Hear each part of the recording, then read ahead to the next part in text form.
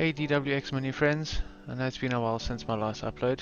The main reason for that was firstly time, and also not being sure about what content I actually wanted to post here.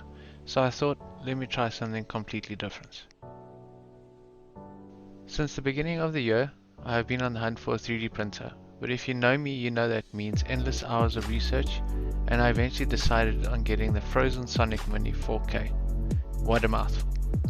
I got in touch with the 3D Waxworks guys, link in the description below, and once stock arrived in South Africa, they really did get it to my front door in record time.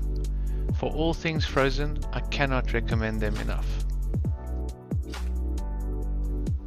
Okay, let's get to this unboxing. Right off the bat, I was seriously impressed with how much protection this printer came with. There were foam pads all over the place to ensure nothing gets damaged while being shipped. As you open the box, you'll find a box of tools and bits for the Sonic Mini 4K, and after taking out a bunch of foam bits, you are able to pull the printer out. Yes, I know most of you will say that it looks like any other resin printer out there, but damn, this machine is pretty. Let's first take a look at what you get in the little box that came with the printer.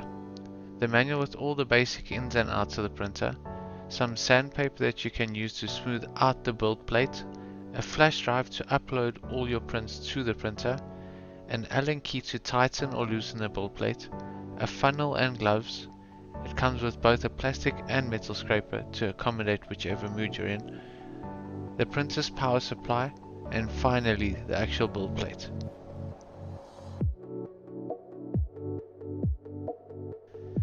It was at this point that my OCD got the most of me, and I had to get gloves on to avoid fingerprints on the lid of the printer.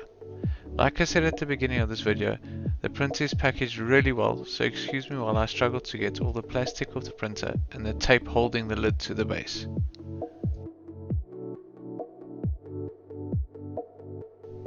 Inside you're going to find more packaging foam, making sure no bits of the printer got damaged while being transported.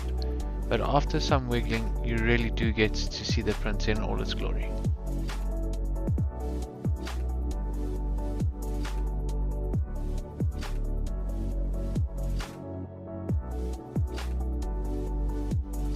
The one gripe I have seen all previous reviewers have on the Mini 4K is how they struggle to adjust the build plate because of how stiff the whole unit is when together. So I was pleasantly surprised to see that I had received a facelift of sorts that seems to have sorted all these issues out. We'll have to see in the next video when we calibrate the printer and do its first print. But that'll do it for this unboxing.